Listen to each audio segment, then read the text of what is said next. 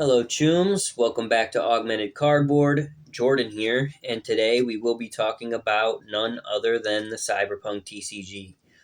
This is predominantly what we've been talking about for a little bit. This content will slow down probably in the near future as the Kickstarter is officially over. Most of the information we're receiving is primarily art reveals at this point. I have actually applied through Weirdco's content creator program, so wish me luck. If anything happens there, maybe we can do an alpha kit unboxing for you guys. That would be incredible. If not, I get it. I'm a smaller content creator, but shout out Weirdco and everything they're doing. Shout out CDPR, Dispel, all of their partners. I think what they're building is incredible, and their community they have is also incredible. Anytime I've reached out to Weirdco, I've gotten a response. The team is incredible. I can't give them props enough. That being said, today we'll be talking about a couple cards that I think are insane. Obviously, this is just based on cards we have revealed, so maybe other cards in the future will balance them out a little more. Maybe like Ram on some of the legends we see. Will balance this, but we will see. I'm going to start off with Placide. Placide has a crazy ability. He is essentially a bounce character with the ability to bottom deck other units. This is a great way to clear your opponent's board. I think Weirdco does a good job balancing this via the RAM system. Obviously, you can't build a deck and put these strong units in there if you do not have the RAM requirement. Also, at 8 cost, Placide's not even going to be coming out into the field until late game. If you miss a single Eddy cell, you might not see him at all. And this is even if you draw into him. Another one would be Gorilla Arms. Gorilla Arms is +4 power and steal extra gig. This is essentially allowing a +10 unit to steal 3 gigs, which normally +10 allows you to steal 2.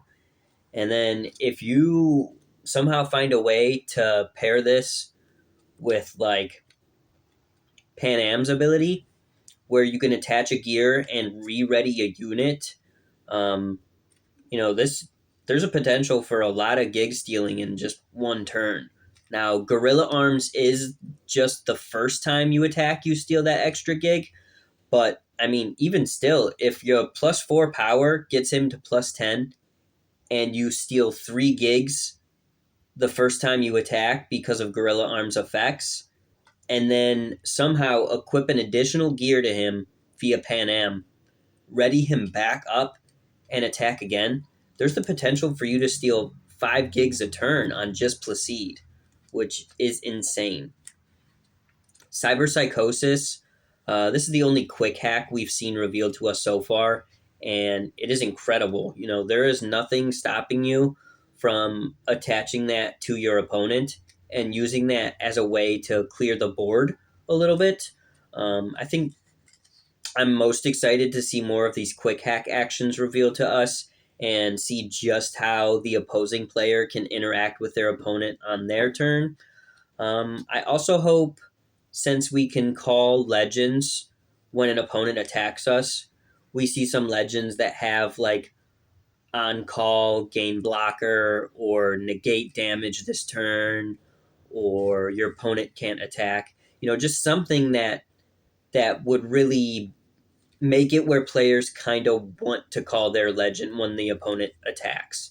All of the legends been revealed to us so far are kind of passive abilities in this regard. You could still call them when your opponent attacks.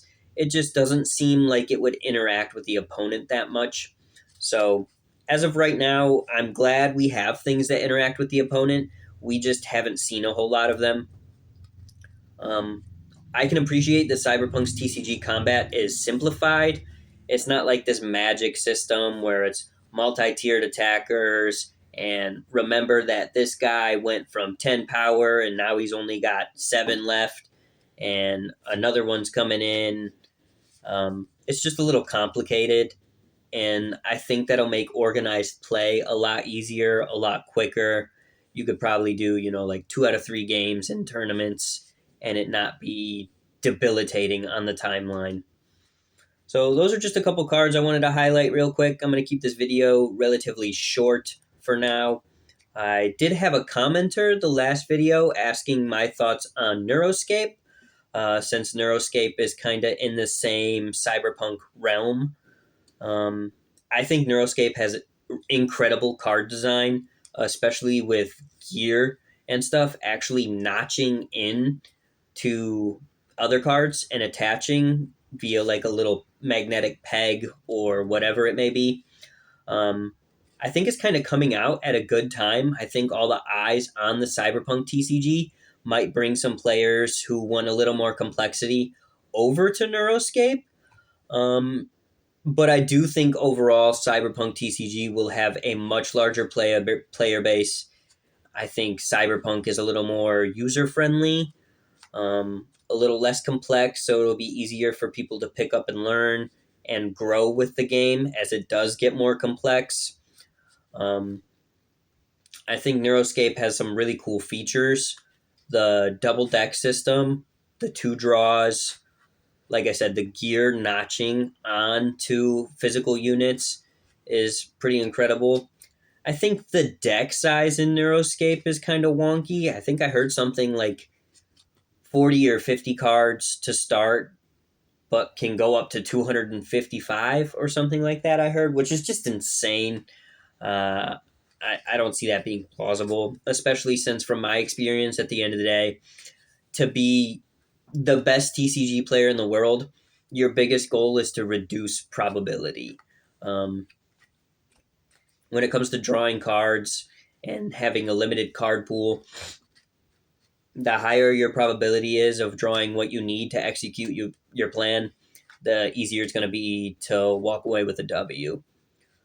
Um, Honestly, I think the notching system is the coolest thing that Neuroscape has going on right now, gear equipment wise.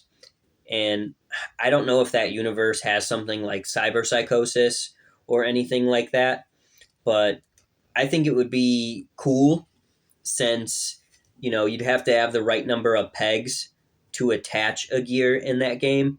I think it'd be cool if you could attach a gear to a unit that doesn't have the right number of pegs for one turn, but maybe they get destroyed at the end of the turn via cyber psychosis or something like that. Um, Again, this channel's primary focus is the Cyberpunk TCG right now, just because it's new and upcoming, and it is what inspired me to kind of create this channel. But overall, the channel is about TCGs. I'll be sharing my Pokemon collection a little bit with you guys at some point, which I've already talked about. I'm considering playing Cyberpunk 2077 on the channel while we have this big lull period, while we wait for the Welcome to Night City set and fulfillment on the Kickstarter. Let me know what you guys think down in the comments. If you guys think that would be a good option or a good way to keep Cyberpunk content flowing. I also plan to be getting some games in. If you guys have seen my short, I did print out the print and play decks, and I could show you guys how I put those together to make them shuffleable and playable. I might have talked about it in another game, in another video. I mean, here's V, Corporate Exile, print and play, and so I actually just went to Staples on this. It cost me like $12, I think, to have both decks made. I just printed it out on relatively, I don't know if you can see it, decent cardstock. They have a couple different options, so I printed it out on decent cardstock. And since I was talking about showing you guys some Pokemon cards, I stuck a bunch of energy cards in sleeves to make it a little bit thicker, and then just slid these cardstocks in over top of the energy and into the sleeve. And now we have a relatively nice and thick and shuffleable playing card, if you will. So yeah, we'll be getting some games in. Obviously, the print and play decks are relatively rudimentary, pretty simple. I'm sure you guys have seen people play either with alpha kits or with these print and plays already at this point, um, but you haven't seen me play with them yet. So I'll hope to be making a video like that relatively soon. Stay tuned for that. I might even go back to Staples and see if I can just, what is a playset in this game? I think a playset's three. I might go back and just print all of the 49 cards revealed to us so far. And, maybe play around with making our own decks and, you know, kind of stress testing the cards that have been revealed to us. Excuse me. Stress testing the cards that have been revealed to us. I think that would be super fun and kind of, yeah, get me more excited to be playing this game more than I already am, if that's possible. Thank you guys for tuning in. Like I said, let me know in the comments what you guys think about me playing Cyberpunk 2077. I would greatly appreciate, any input from you guys. What you guys would like to see. If you guys want to see some Pokemon content sooner, let me know. Maybe I'll drop some shorts. I know you guys can't see it, but I have some sealed boxes of Pokemon up above. Maybe I'll unbox one of those, just kind of give you guys sample content because I do plan on doing some unboxing of the Cyberpunk TCG. I'm super excited to rip into those beta boxes and show you guys my pools, etc. So maybe we'll do one of those. Like I said, let me know down in the comments. Like and subscribe if you like this kind of raw content. Greatly helps share the channel. And I appreciate you guys for tuning in if you do. Peace.